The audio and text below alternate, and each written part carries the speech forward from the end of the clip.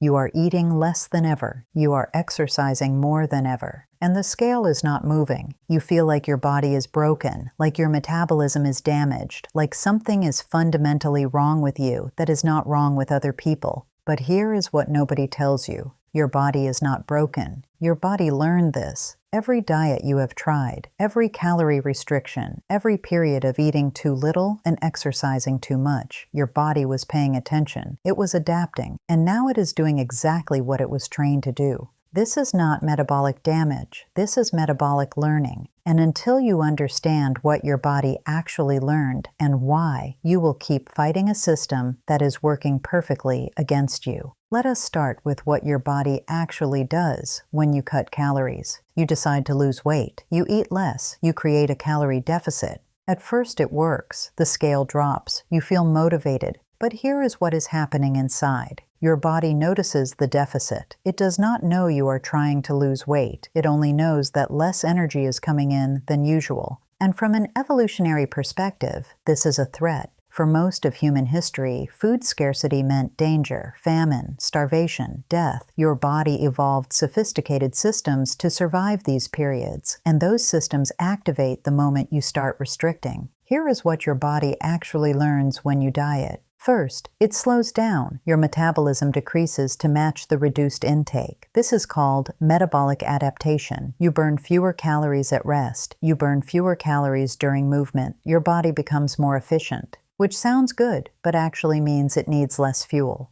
Second, it increases hunger. Hormones shift. Ghrelin, the hunger hormone, rises. Leptin, the satiety hormone, falls. You feel hungrier than before. You think about food more. Cravings intensify. Third, it prioritizes fat storage. When food does come in, your body holds onto it more aggressively. It has learned that food is scarce, so it protects reserves. This is not dysfunction. This is adaptation. Your body learned that energy is unreliable, so it adjusted to survive on less and store more. Now here is where it gets worse. Most people respond to the plateau by restricting further. The scale stopped moving, so they cut more calories. They exercise more intensely. They push harder. And the body adapts again. Metabolism slows further. Hunger increases more. The body becomes even better at holding on to fat.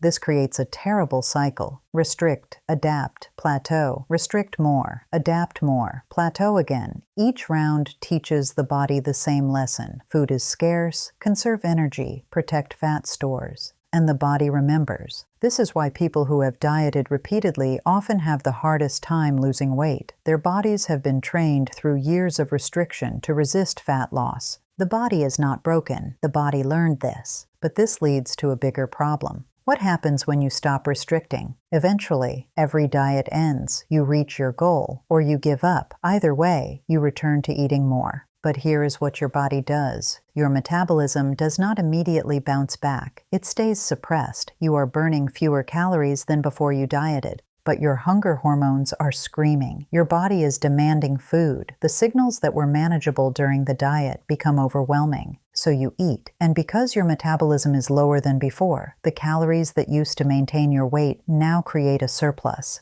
The weight comes back, often more than you lost. This is not weakness. This is not lack of discipline. This is your body doing exactly what it learned to do. Store energy aggressively after a period of scarcity. Every diet that ends in regain teaches the body the same lesson. Restriction is followed by abundance, so hold on to everything. We will come back to why this matters for how you should actually approach fat loss. Now let us talk about another way your body learns to resist fat loss. Constant snacking. Every time you eat, insulin rises. Insulin is the hormone that helps your body process and store nutrients. When insulin is high, your body is in storage mode. Fat burning is suppressed.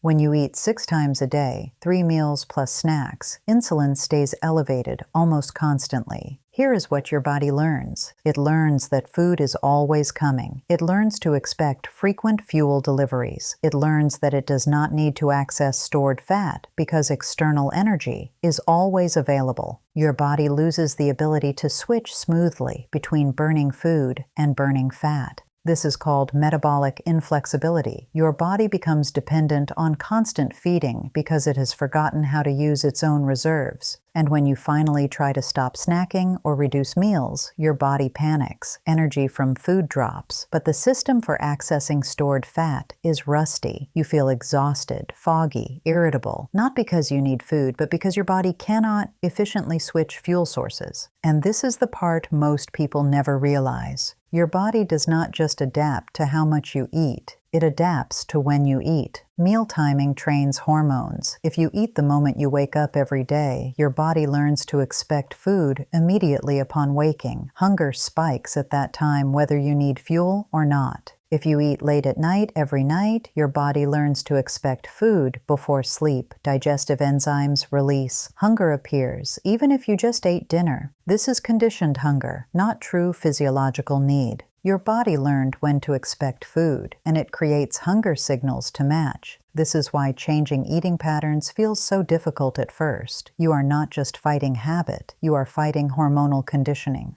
But here is the important part. The same mechanism that created the pattern can change the pattern. Your body learned to expect food at certain times. It can learn to expect food at different times. The hunger signals that feel permanent are actually just learned responses. They can be unlearned. Now let us talk about what most people get wrong about exercise. You would think that exercising more would solve the problem, burn more calories, create a bigger deficit, lose more fat.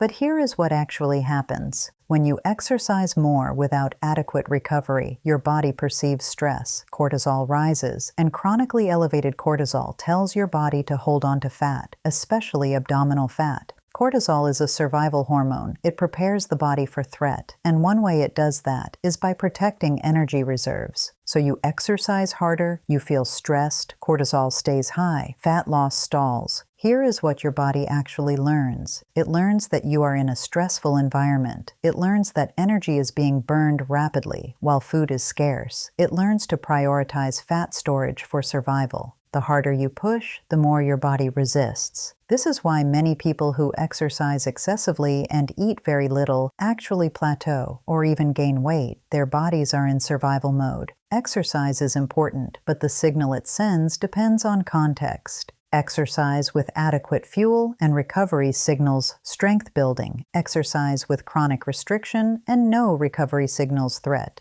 Your body responds to the signal, not just the activity. So what actually reverses this? If your body learned to resist fat loss, it can learn something different. But you have to change the signals. First, stop chronic restriction. Your body learned that food is scarce. You need to teach it that food is reliable. This does not mean overeating. It means eating adequate amounts consistently. No extreme deficits. No prolonged semi-starvation. This feels counterintuitive, but you cannot out-restrict a body that has learned to survive restriction. You have to rebuild trust. Second, reduce meal frequency. Instead of eating 6 times a day, move toward 2 or 3 meals. Let insulin fall between meals. Give your body time to switch into fat-burning mode. Teach it to access stored energy again. This is where intermittent fasting helps, not because of some magic, but because it retrains metabolic flexibility. Your body learns that it can go hours without food and function perfectly well by using its own reserves. Third, prioritize protein. Protein sends a different signal than carbohydrates. It supports muscle preservation. It increases satiety. It has a higher thermic effect, meaning you burn more calories digesting it.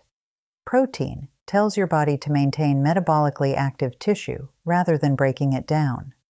Fourth, include resistance training. Muscle is metabolically expensive. The more muscle you have, the more calories you burn at rest. Resistance training signals your body to preserve and build muscle, which raises your metabolic floor. Cardio alone, especially excessive cardio with restriction, can signal the body to become smaller and more efficient. Resistance training sends the opposite signal. Stay strong, stay metabolically active. Fifth, sleep and recover. Poor sleep disrupts hunger hormones, increases cortisol, and impairs metabolic function. Recovery is not optional. It is where the adaptation happens. You cannot outwork a body that never recovers.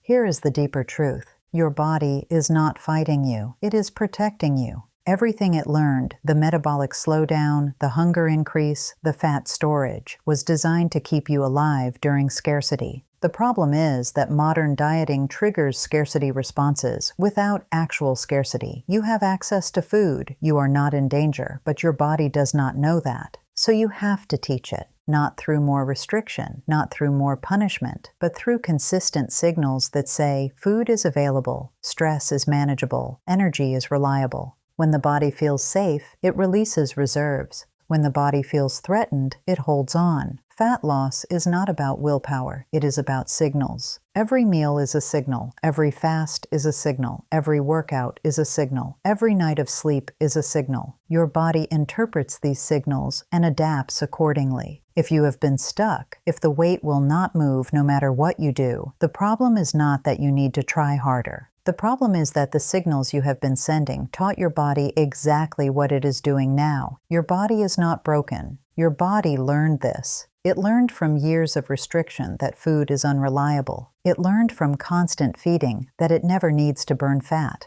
It learned from chronic stress that it should protect reserves. It learned from poor sleep that the system is under threat. And now it is doing exactly what it learned to do. But here is the good news. What was learned can be unlearned. New signals create new adaptations. Consistent food intake teaches the body that scarcity is over. Meal spacing teaches the body to access fat again. Resistance training teaches the body to stay metabolically active. Recovery teaches the body that it is safe. Your body is always learning. Every day, you are sending signals. The question is, what are you teaching it? Stop fighting your biology. Start working with it. Send better signals. Be patient. Let the body adapt. And eventually, the same system that learned to hold on to fat will learn to release it. If you understand this, everything changes.